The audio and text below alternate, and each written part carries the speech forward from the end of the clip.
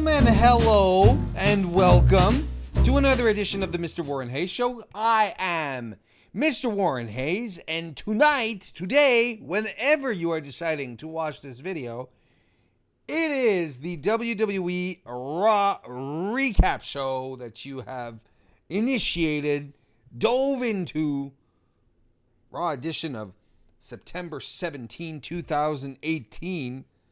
We're right off of Hell in a Cell. And listen, and you know, guys, gals, everyone who listens to my show regularly on a regular basis, you know that I like to talk a little at first. I like to banter, maybe go off on a wee bit of a tangent. But there's a lot of stuff that I'd like to get through tonight. I want to talk about. I'd like to give some quick impressions of Hell in a Cell because I don't do a pay-per-view review recap show.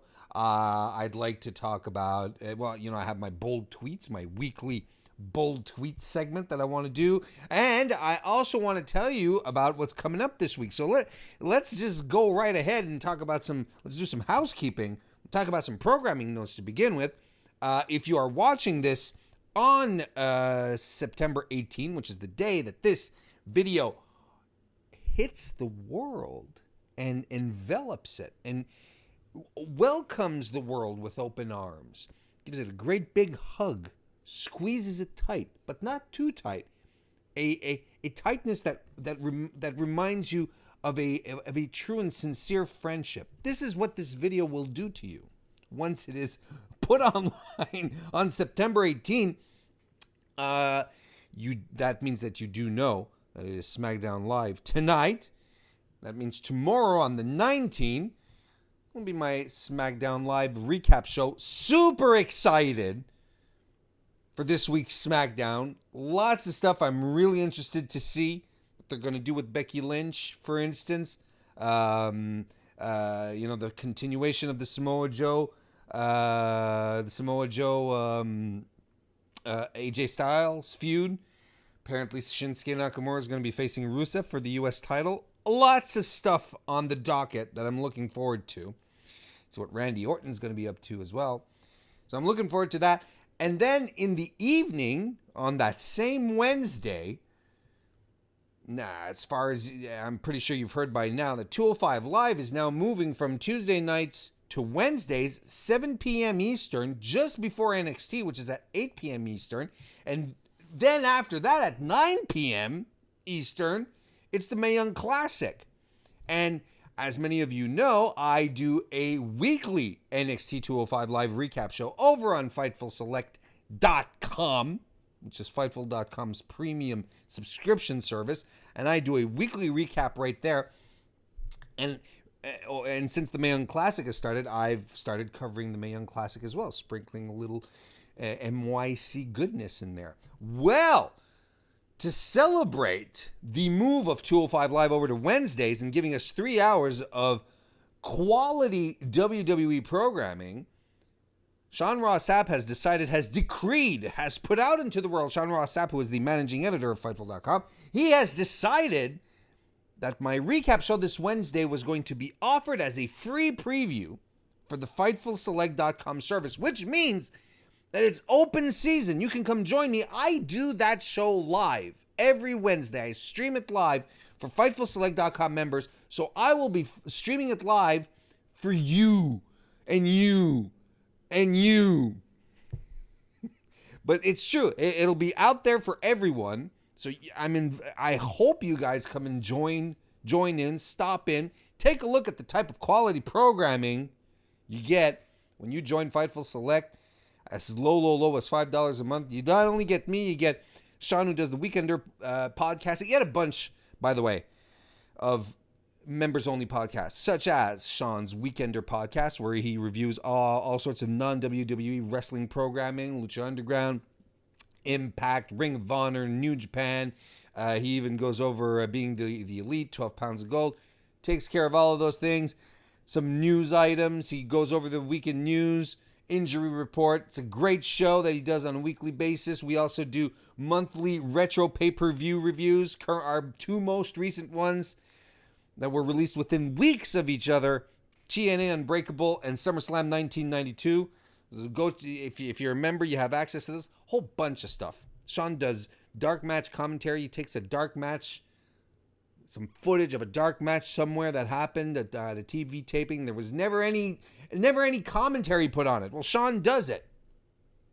So check that out. FightfulSelect.com, $5 a month, and come join me this Wednesday. It'll be awesome. It'll be fun.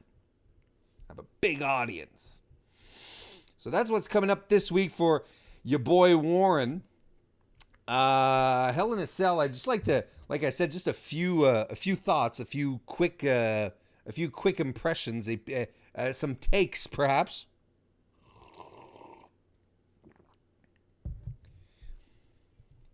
There were 7 matches on the main card, right? It felt, didn't it feel right? It felt right. Every match had room to breathe. The shortest match on the card was just over 12 minutes. It was Alexa Bliss, Ronda Rousey. Every match felt like it had room to grow, that it could tell its own stories. The tag team match went like 20 minutes, I think. 22 minutes. I think the Orton and Hardy one went 25. And man, these matches delivered. The thing here, though, is that the 4 matches that I was really looking forward to on this card, WWE stacked them back to back from the minute that the main show started. Started with Orton and Hardy, then went on to Becky and Charlotte, then went on to the Raw Tag Team Championship, and then Samoa Joe and AJ Styles. And after that, I was like, all right, from this point on, I'm good. And man, I'm surprised to see how many people ended up crapping all over the show because they didn't like the finale, because they didn't like the end of the main event. But dudettes, there's the entire 2/3 of this pay-per-view, the matches were either good to fantastic. I mean, even Daniel Bryan and Brie versus Miz and Maryse, it was a fine match. There was nothing offensive about it. It wasn't terrible by any stretch of the imagination. A bit of a weirdo finish, but it was still a fine match. And it surprised me just how many people just are like, oh, screw Hell in a Cell. What a terrible show. It was not a terrible show. As it stands in Warren Hayes' very subjective and out there rating system that doesn't really exist, this is my favorite main WWE main roster pay-per-view of the year. This is their best show that they've had. The first 4 matches were extraordinary. They were so good. You kidding me? Becky versus Charlotte? Wow. And it was amazing how much the story in this match was about Becky being in control. Like she was overtaking Charlotte. She was ready. She was prepared. She did her homework. She came in. She wanted to win, and that's exactly what she did. And I adored the moment at the end where Charlotte comes over and sort of to try and patch things up. Charlotte sort of wants her friend back. She comes over and she reaches for Becky's lowered arm so she can raise it. And Becky's like, no, man. No, you're not. This is my moment. You're not taking this. You're not even sharing it with me. Wow. You know what's really cool at this point is that I was expecting a double turn, to be perfectly honest. Could still happen. But, there's no clear heel, no clear baby face here. the lines are a little muddied, and I think WWE's going with it right up until they do decide to draw a line. Man, anyway, the match was so good. The Raw tag team match. This was, again, main roster tag team match of the year. Definitely a contender for match of the year as far as WWE's year in review goes. That was fantastic. That was so much fun. And it was compounded even more by Dean Ambrose and Drew McIntyre. And I'm going to talk about those guys a little later. But man, that was such a good match. And I loved Orton, Hardy, and Styles versus Joe as well. Great matches. The main issue that I had with the finale, because everyone's had it, everyone's had an issue with it, and me, it's not even the fact that the cell was red. I kind of like the red cell. What bothered me was that everything was red. Red lighting, red LED displays. I mean, it was red everywhere. There was no contrast. There was nothing to like just change the mood up a bit. The finish of the match didn't bother me too much, but what I thought the most egregious thing about the match was the match itself. It was dull. It was dull. There was no build up. It was just stuff happening. When the Shield and the Dogs of War came down to fight around the ring, that was dumb because Roman and Braun were dead in the ring for like 15 minutes or so it felt. The leap off the side of the cage was super contrived. So the match itself was a mess and was overbooked. But the other thing that bugged me out of the ending, like I laughed when Lesnar's music hit. I was like, no one saw this one coming. No one wants this. Nobody wants Brock Lesnar back. Weren't we done with him? Wasn't it time for a bit of a wee bit of a break? Anywho, they get back there into they get Brock out. He does this thing. He kicks the door down. It was a cool visual, and then he just basically, he breaks tables over the guys and F5s them. I mean, it's nothing, it's a cool visual, but it's nothing like super crazy, insane, violent Hell in a Cell kinds of level of violence. My problem was, why was the match stopped? Why did they stop the match? Who stops a no DQ match? Hell in a Cell. Like I said, there wasn't any outlandish violence here. F5s being hit over the head with parts of tables. Did that really put the referee in a position where he's like, oh no, these guys can't continue? Come on. They honestly could have waited for either guy to stand back up. And look, think about earlier, the first Hell in a Cell match, right? When Jeff Hardy when he dove off the ceiling of the cell and through the table. The referee was like, no, he can't continue. And Randy Orton was like, hey, sorry, pal. No, we're doing a match here. You're covering me. 1, 2, 3. The match wasn't stopped. That was much more of an egregious. There was much more egregious bodily harm here than just being F5'd on top of one another. It was dumb. It was a stupid finish. And if they wanted to go to a new contest, look, it's really simple, WWE. Bring back your tried and true, good old-fashioned time limits. Put a time limit on the match. Just like they do in Japan. And then when it reaches the time limit draw, you're like, oh my gosh. And when it happens, you just build to your drama there. throwing a match out or reaching a time limit draw does not mean that it's a boring finish. Doesn't mean that it's a dull match. You can build drama to that. Okada and Tanahashi during the G1, their final match, which was a critical match for Block A, by the way, ended in a time limit draw. And it was not a dull match, and it did not distract from the drama. And it adds a certain amount of realism. So if you wanted both guys to be down and not be able to get back up, then at least put a time limit on the match.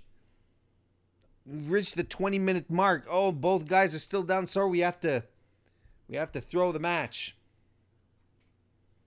That's stupid. It was so stupid. And what was Mick Foley there for? Mick Foley. What was he? Well, there was no real use for him, aside from him messing up a pin count. But there was no reason for him to be. He was non-essential. He brought nothing to the match. And I love Mick. I love his body of work. He's one of my favorite wrestlers.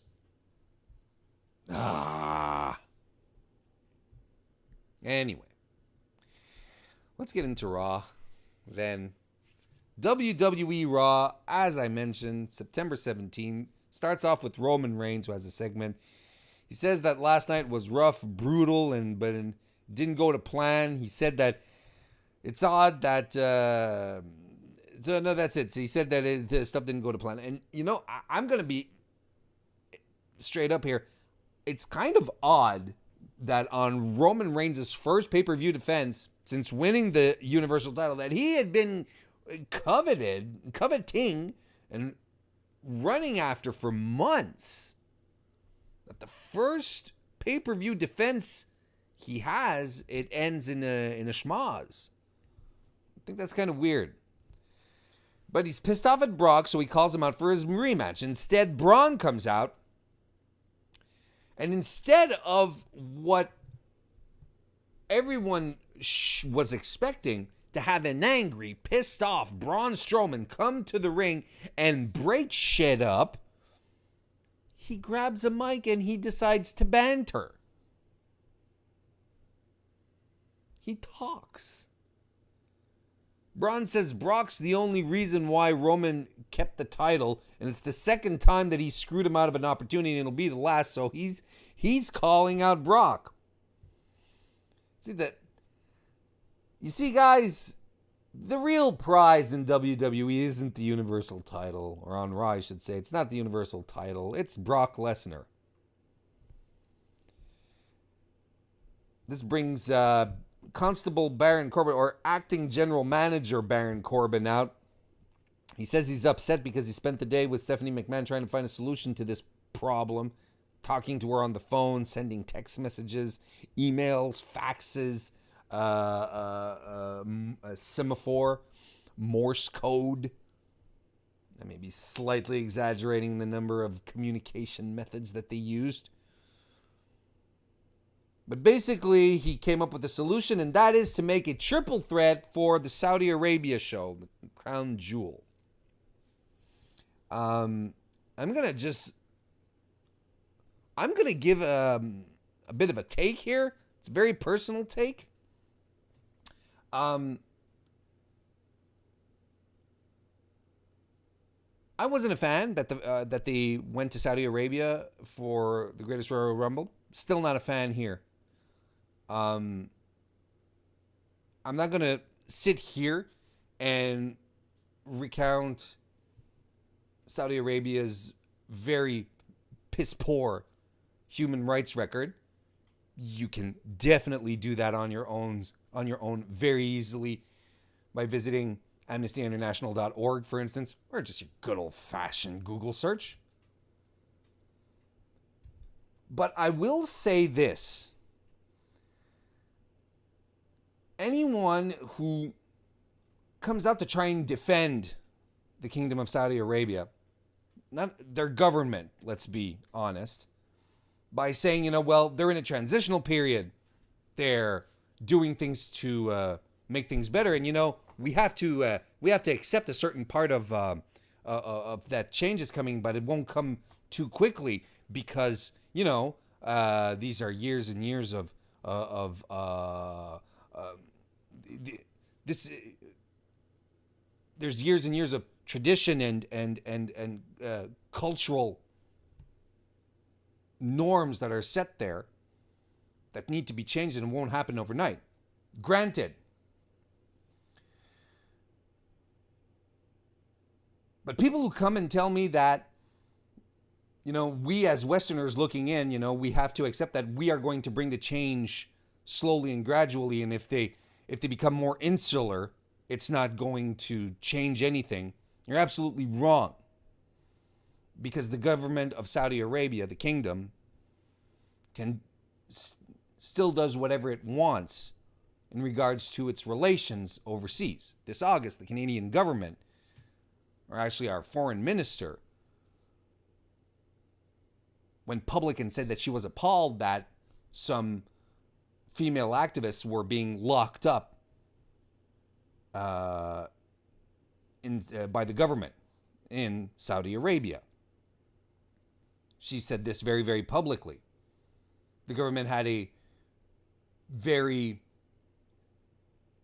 wouldn't say it's an immediate response because it took them 2 days to respond, but when they did, they said that the ambassador of Canada was persona non grata in the country and asked the ambassador to leave and basically cut all diplomatic and economic ties with Canada because we decided to say, our government here in Canada decided to say that what was going on there with these arrests was, reprehensible and against basic human rights. And this is how they reacted. Now, if this was really a government that was looking to spearhead change and wanted or was open to outside commentary or would accept this type of criticism, perhaps try to find some kind of common ground or some kind of solution to this problem, they would not react by severing ties with said country. Oh, but the Kingdom of Saudi Arabia now they let women drive. They let women sit in sports arenas now. They can go see sports shows now. I'm pretty sure that these bones that they're tossing to their population are just that. Just very, very, very, very bare bones little symbols. Trying to keep them away from the meat, from the actual meat. Because to me, I'd say freedom of expression is a little more important than having a right to drive. Having a right to vote is a little more important than being able to sit around and watch a wrestling show.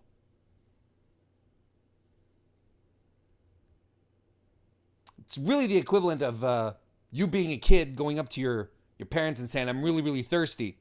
Your parents say, hey, well, here, have some gummy bears. Yeah, but I'm thirsty. Yeah, but gummy bears. Anyway. I'm not thrilled about the idea. And I think it's okay. And it's very much okay that we, as fans who are concerned about these issues, especially when it comes to WWE, who puts on such a brave face when we're talking about gender equality and everything that they do for women, when they turn around and they go and support a country that has systematic discrimination against women institutionalized within its structure, within its everyday life. I think it's okay for us to let WWE know that we're not entirely 100% behind them on this. And WWE is not spearheading change, folks. They're not spearheading change. They're just getting a really big payday. Anyway, back to the matter at hand. The triple threat is made for the Saudi show. It's going to be Roman versus Brock versus Braun. Braun, though, he gets a little mad. He doesn't like the situation, and he says, I think that sucks. I think you suck, talking to Baron Corbin. And I definitely think you suck, Roman Reigns. This whole situation sucks, and everybody in this arena sucks. Because, of course, it's important to remember that Braun is the heel, right? Paul Heyman comes out, and he comes out with the cell door, since Brock isn't there, but the cell door that Brock kicked down. And Paul starts to cut a promo to justify Brock's return, saying that the Universal title will help him make more money in UFC. Something like that. Anyway, eventually Braun goes after Paul once Paul is finished talking, and Corbin says he's left in the ring with Roman. He says, you know what? I have access to the injury report since I'm acting general manager, and I know you're a little messed up. So, you know what? Tonight we're gonna have ourselves a good old fashioned Universal title match. And Roman's like, yeah, okay, I'll do it. I like this part of Baron Corbin's character. He's been working into it so well, and this makes perfect sense. 100% opportunistic. It's a perfect thing for him to do than to just be an extremely shitty person. Look at the medical reports and like, hey, the Universal Champ is like he's at 80%. I have a chance. I thought that was fantastic.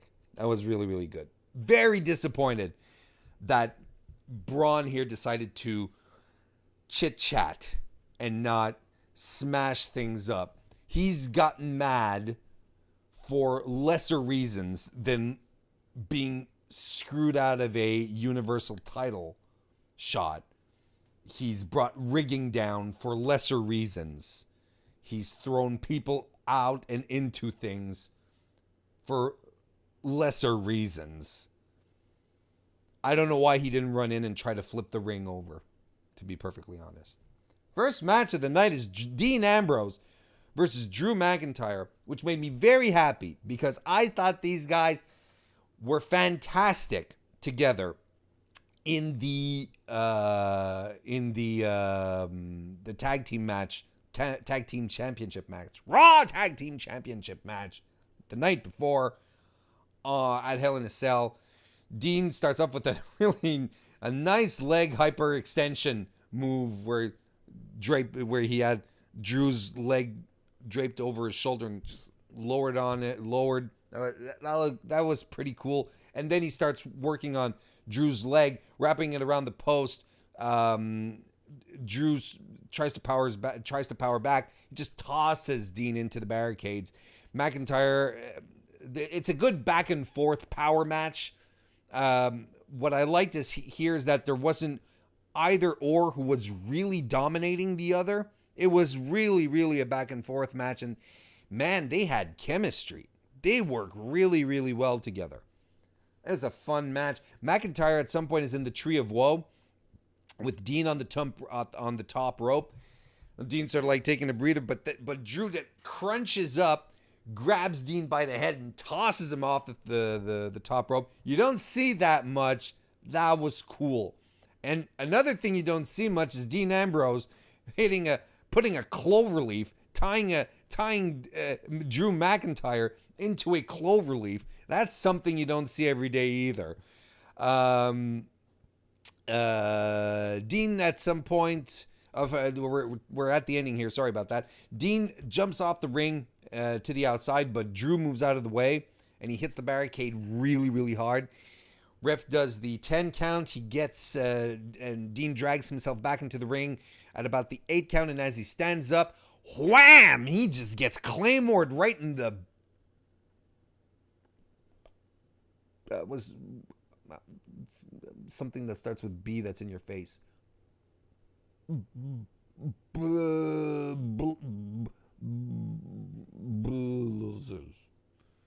Palooza's. He gets a Claymore to the face. That was a great finish. Drew McIntyre gets the win. Like I said, these guys have chemistry. I would dig a program with these two guys.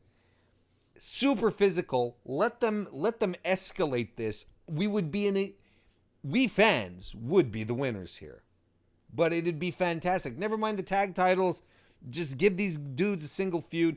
And clean win on Dean Ambrose. Guys, someone backstage really likes Drew McIntyre. I wonder who. No, but it's true. And it's nice that it's cool that we're seeing some new faces in the mix here and are getting some interesting pushes. And it's the same thing over on SmackDown with Andrade Cien Almas. You know, it was like we're being placed into these really exciting matches with these great people and they're able to shine. This is good. You know, there's, still hope in old Vince left. Backstage, Drew McIntyre meets up with Dolph and Corbin. Corbin asks Dolph if he wants to call in his rematch clause. Dolph says, "You're nuts, man. You're out of your mind. I don't want to do that. I was in Hell in a Cell last night." Or I got thrown off the cell, I should say. And, but Corbin says, "You know what? Seth isn't even here, and he's probably not in much of a condition to win. I could set the match, and then, if Seth is in no condition to perform, he'll have to forfeit the title." Really? Yeah, really. So I can get a title without actually fighting. Yeah, man. Okay, let's do it. It's not going to happen like that, of course. Ronda Rousey, in the meantime, goes into the women's locker room. And there she sees Natalya and the Bella Twins. And she's wondering what the rules are to an open challenge. Do I go see Baron Corbin? Do I just walk into the ring? Do I text my good friend Stephanie McMahon? What do I do? What do I do? They don't tell me this on orientation. In MMA, you don't do this kind of stuff. In UFC, you have to say, Dana, who's my next fight? And Dana says, depends. How much money do I want to make? All right. Basically, I don't know. The Bella started explaining, and Natalya cuts in and says, "Wait. Who is going to be your challenger? It could be anyone. You never know who's going to come out." And I'm like, yes, the Natalya heel turn, the feud with Ronda Rousey, the one that I'm waiting for, the actual feud that Ronda could sink her teeth into as far as in-ring work goes. As far as her main competition has been right now, as much as her match with Nia Jax earlier this year was fun. It was a really, really fun match. Nia is not at a level where she can guide in general and carry someone if need be. Alexa Bliss is definitely not on that level. Natalya is. This is the match that I think we all want, but we don't know we want. But this is the match we want, despite the fact that we don't know what we want. So I'm like, okay, the heel turn. It's happening. But no. Next, we have Chad Gable versus Victor of the Ascension. And Gable and Bobby Roode accompanies Chad Gable to the ring. And they do the whole glorious entrance as usual. And Chad is like, he's got childlike wonder. He's excited. He's hype. And he's hyping Bobby Roode. But, man, Chad is on another level. He does his own thing. He jumps in front of Bobby. I don't know how long Bobby's going to put up with that kind of garbage. Keeps calling him kid. I think that's an indication of something. This was, for what it was, this was a good match. Gable hits, he grounds Victor early on. He hits a nice double underhook suplex into a pin, into a bridge, but only gets two. He quickly locks in a draping armbar on Victor right out of nowhere. That was really cool. Like the speed of execution. He cross body blocks Victor to the outside, catches himself on the apron, and hits a running cannonball straight off the apron onto Victor. Man, Chad Gable, dude, I am so happy he's on TV. Let me tell you that. There's an interesting moment towards the end where Connor goes to run some interference on Gable. Rude just sort of comes over, sort of like he starts taking off his robe, and he's like, hey, you stay away from my buddy. But Gable takes Connor out all by himself, then goes back into the ring, hits his rolling German pin into a bridge for the win. And this was good. Continues to tell the story that these two are super hype, but there's always this undercurrent of Chad Gable doing everything, getting the wins, Bobby Roode sort of being, in the background of what Chad Gable is doing. Look, they're clearly preparing a heel turn, hopefully for Bobby, but they're taking their time and they're establishing this. They're using this mini feud with the Ascension to build it up. Apparently, hopefully, actually, logically, this feud with the Ascension is going to go on because after the match, Connor attacked Chad Gable from behind, who then bumped into Bobby Roode. There wasn't any of this, this typical wrestling tension. It was like, hey, why'd you bump into me? Hey, man, it was an accident. It wasn't an accident. And then they started fighting, That would have been... I'm glad they didn't do that. When that happened, I was like, oh, no, they're not pulling the trigger right now. It's not time. But they didn't. And that's good. Seth Rollins is backstage, arriving at the arena, and receives the bad news about his match tonight. He says Corbin may be the GM, but this is still Monday Night Rollins. We get the Undertaker's interview segment. I'm going to be honest, this was kind of dull. And Undertaker was sort of like always looking down at the ground. He was telling his lines. And he was actually kind of doing old-fashioned Triple H, where Triple H would be like, where he'd do his promos and always finish with, duh, I have come tonight. And that's kind of what he was doing. And it was a little too, I don't know. Look, the past couple of weeks, every promo that they've done to build their match has been really, really good. And it was such a low-key promo with Undertaker basically saying very Undertaker-y things, not adding really anything. I really thought that Triple H was going to come out and we were going to get like a nose-to-nose confrontation. But no. However, what we could glean as far as new information out of this promo, that Shawn Michaels is going to be in Triple H's corner for this match. And the mayor of Knox County, Tennessee, Kane, is going to be in Undertaker's corner. And I loved how he called him my brother Kane. Is going to be in my corner. That was fantastic. I wonder what the good population of Knox County feels about their mayor going off to Australia to play pretend fighters. Hopefully, there's no outstanding issues. You know what? If I were a member, on the opposition, a member of the opposition party on city council, I'd get as many votes in. Schedule as many votes in as possible on those days that Glenn Jacobs is gone. I would just like, yeah, you want to go play dress up with your muscle friends? All right, let's pass this legislation to forbid to forbid putting new glass windows on old buildings. I have no idea how municipal politics work. Ban Chihuahuas. There you go. That would have been funny, Warren. We get Bayley versus Dana Brooke as our next match.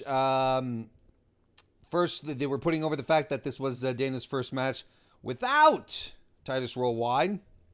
And Graves was putting over Titus Worldwide. Really funny, actually, saying that Titus O'Neil was he owned like 21 Camrys, Toyota Camrys.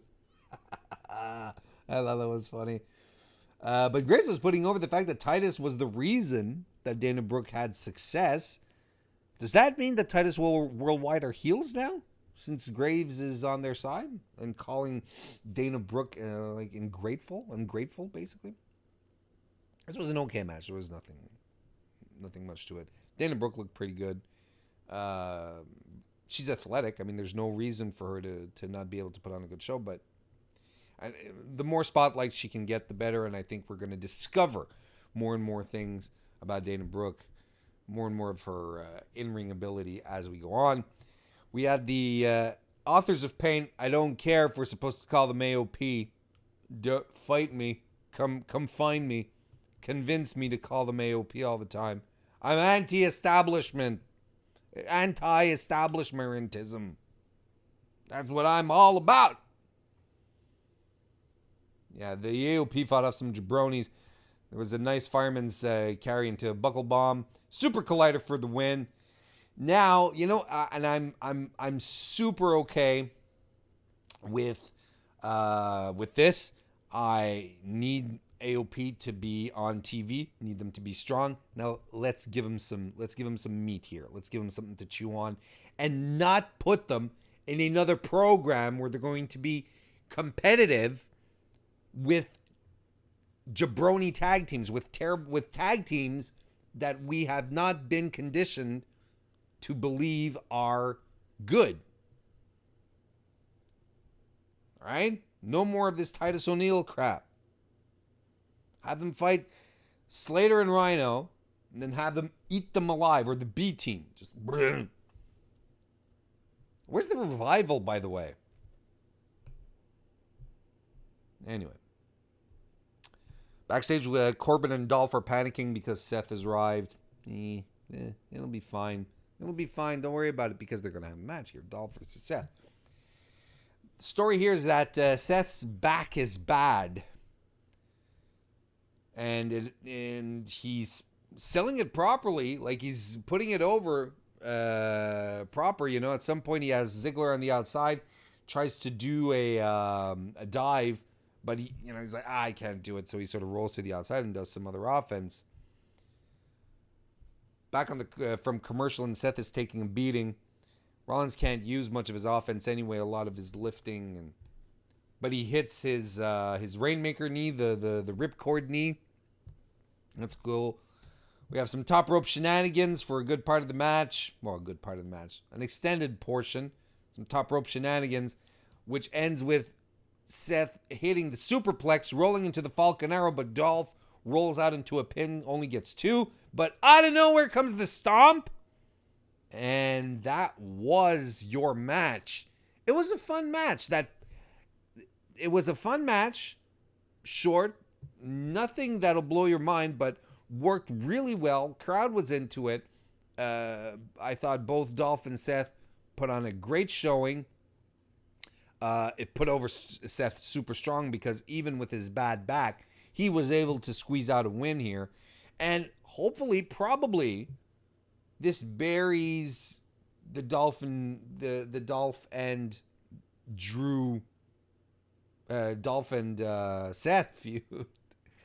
Hopefully, so that Seth can move on to other things. Because I think we've hit critical mass as far as this feud goes. I think we've seen everything we needed to see at this point. But, good match. I liked it. Roman is backstage. He's looking at his buddy pal, his friendo, his chum, his compadre, Seth, celebrating in the ring. Charlie Caruso arrives and says, Roman, you have your match up next, and you're probably the underdog in this match. And I'm sitting on my couch and I'm going, Charlie! Nobody thinks Roman is an underdog. Ever. No one has ever thought that. No one thinks that tonight. No one thought that 2 weeks ago, 2 years ago. Roman is not an underdog. Man, they really tried to push this hard on us tonight. And Roman is not 100%. Baron Corbin, he's on top of his game. Definitely, Roman is the underdog. No. I think the only way Roman Reigns would be an underdog is if he's put in a match with a half bear, half gorilla who's wielding a spear. Like an actual spear. I think that's the only way, conceivably, that we can imagine Roman Reigns to be in an underdog situation.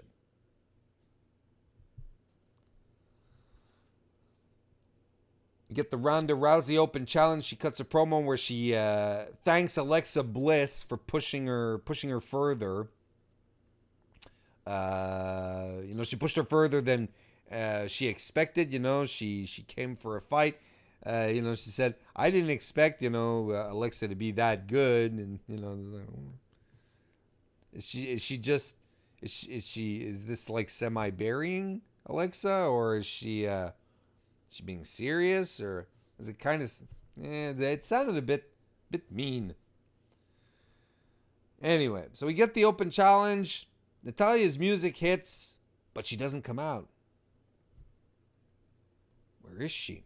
And I'm there, and I'm like, oh man, Natalya's gonna come through the audience, and she's gonna have she's gonna grab a chair, and she's gonna smash it across her head from behind. Complete cheap shot. Like good old fashioned heel work. Her dad'd be so proud, kind of thing. But no. The Riot Squad come out, and they are dragging Natalya's unconscious body out. And Ruby Riott calls for the challenge. She says, I'm going to accept this challenge. Then all 3 members of the Riot Squad hit the ring and start beating up on poor Ronda Rousey. The baddest woman on the planet. But she fights him off. She does the judo throw on Liv. She does the judo throw on Logan. Ruby Riott hits a beautiful spear.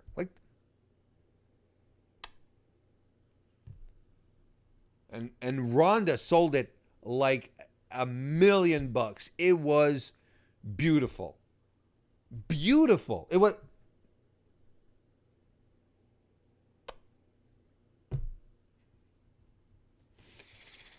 Then the Bellas come out for the save. I'm sorry. I'm a bad person because I don't take the Bellas seriously. I don't. And all I see is mega extra cynical cross brand promotion. Like honestly, what is it total? They were plugging it tonight, but I wasn't paying attention. I don't pay attention to commercials all that much, especially when I hear them over and over again. When does Total Divas start? In 2 weeks? Something like that? And then Evolution. The question here is, how long are the Bellas going to stick around after Evolution? My guess is they'll be gone. No one wants to admit it, but they're part-timers now. It's absurd. Anyway, and another question. Brie Bella. Look at her going around being all like free agent, jumping to SmackDown, over back to Raw.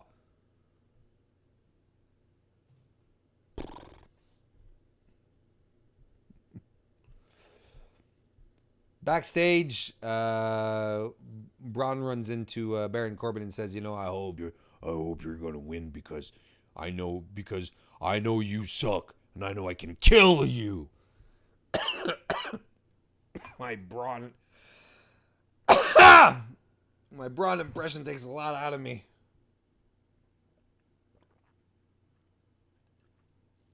You got to keep, when you talk for a living, like I do, I don't do this for a living, guys.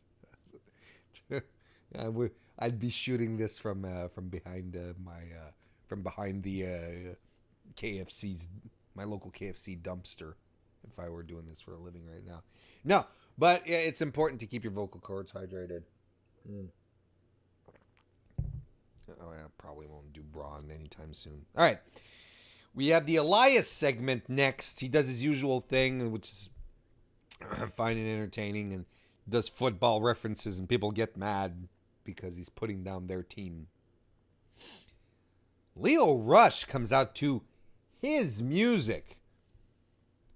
And he says, hey, how you doing, Elias? I'm looking at this rock star in the ring. And Elias interrupts his promo, and he says, wait. Hold on now. Whose kid is this? That was fantastic. And Leo sort of laughs it off. This is pretty good, and he goes through his shtick. I'm the 23-year-old piece of gold man of the hour, Leo Rush. And Elias interrupts him again and says, look, kid, I'll call security and they'll come take you over to the lost and found until your parents can come find you. I don't know who's letting you go up and down the ramp here. But yeah, it's official. Leo Rush is Bobby Lashley's manager. Leo Rush joins the commentary table as Lashley comes to the ring, starts his match against Elias. Leo Rush explains that he's Bobby's manager. He met him over a smoothie. Says, we both like smoothies. Okay. Lashley, meanwhile, in the ring, gets a lot of power offense in. Signature moves. Elias at some point hits a flying knee on Lashley as he's coming off the top rope. That was pretty cool. Then Leo Rush starts talking trash about Kevin Owens, because Kevin Owens attacked Bobby Lashley last week, or the week before that. Yes, 2 weeks ago. And that actually brings Kevin Owens out, and he goes for Leo Rush. He gets up off the chair and pushes it towards Kevin Owens, and he leapfrogs over Kevin Owens, runs down the ramp, comes up against Elias. He leaps over Elias, and he flips and dodges his way out of trouble, which was really, really cool to see.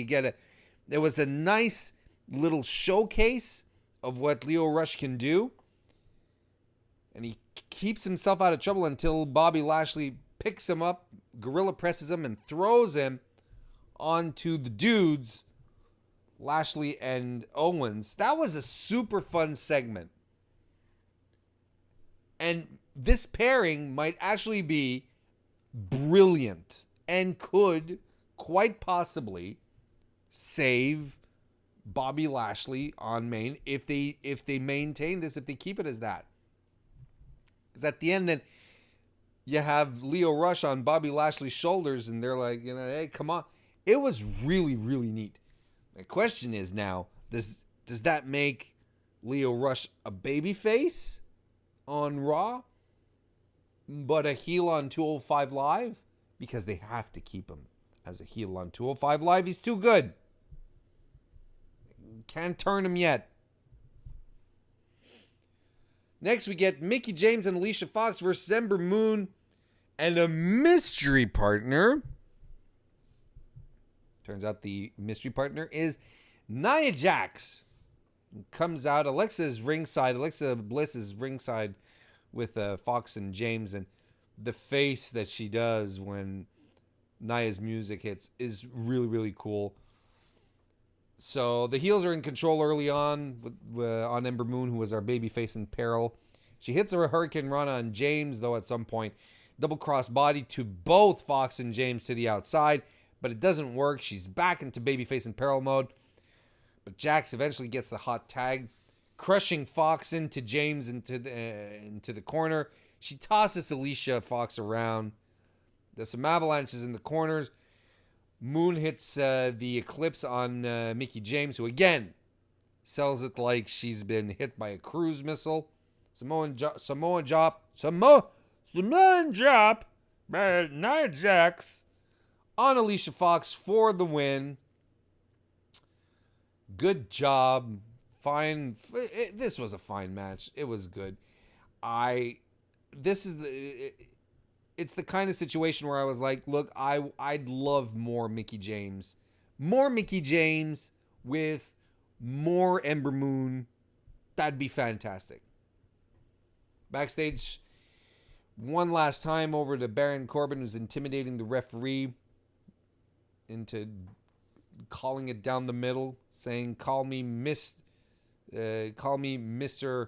Acting Mr. Acting General Manager of Raw, being a bit of a bully.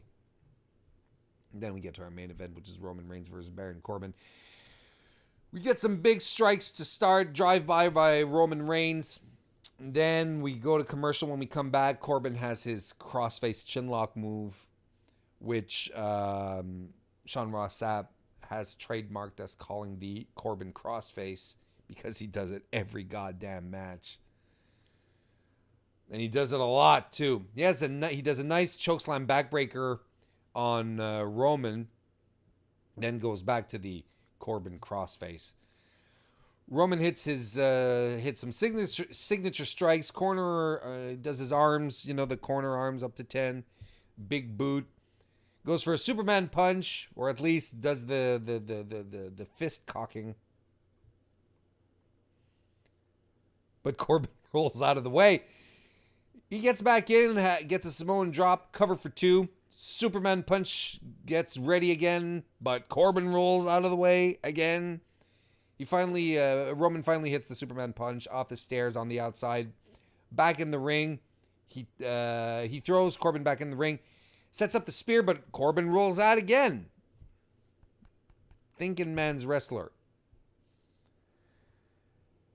Roman runs after him on the outside, but Corbin throws a chair at Roman and gets it right in the face. Ref calls the match, and I'm like, boo! But Corbin restarts it as a DQ, as a no DQ match. And this is where it actually starts picking up.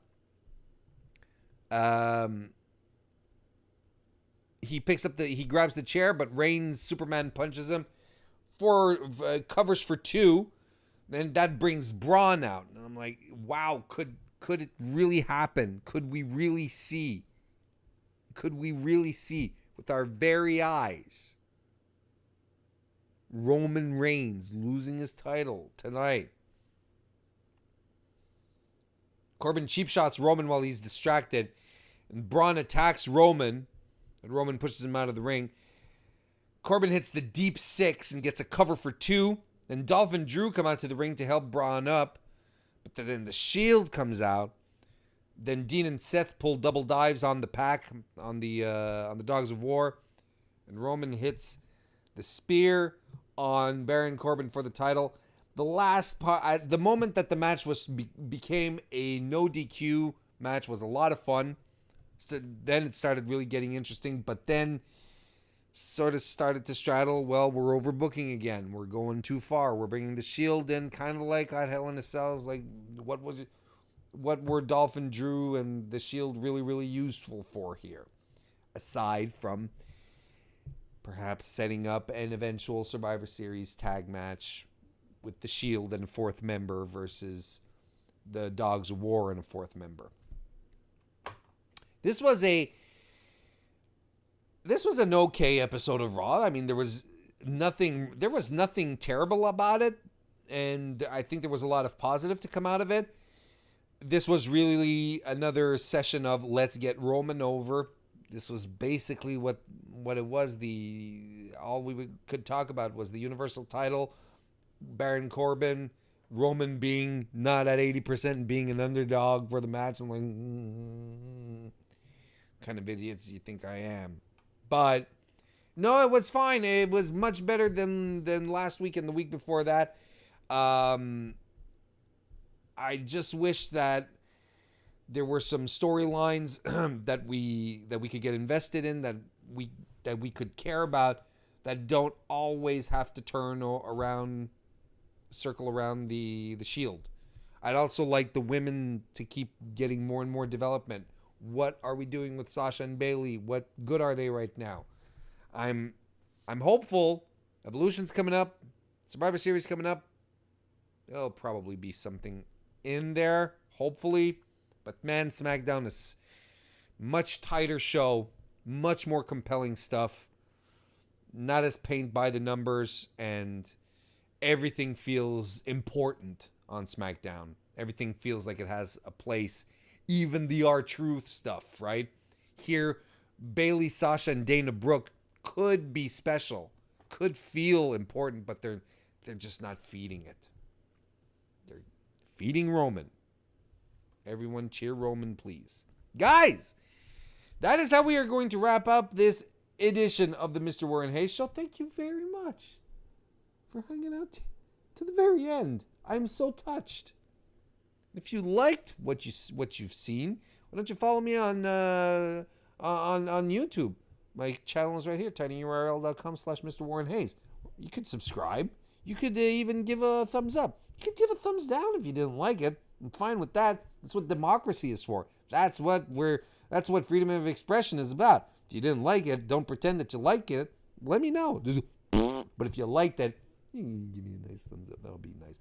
Follow me also on Twitter at Mr. Warren Hayes. Guys, we'll see you tomorrow for the SmackDown recap. We'll see you on Fightful.com for the NXT 205 Live Mae Young Classic recap. I'll see you there. And otherwise, I'll see you next time.